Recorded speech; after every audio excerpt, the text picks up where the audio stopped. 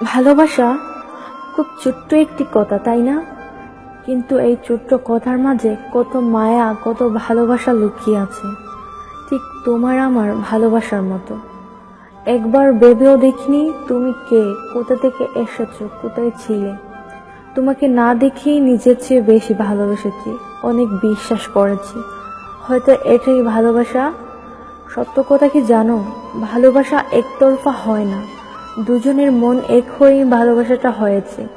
আর এই ভালোবাসা টিকিয়ে রাখার জন্য আমি সব কষ্ট সহ্য করব, কারণ আমি চাই না তোমাকে হারাতে। এই কিছু সময়ে অনেক বাধা এসেছে, কিন্তু একদিনের জন্য তোমার থেকে সরে যেতে পারিনি।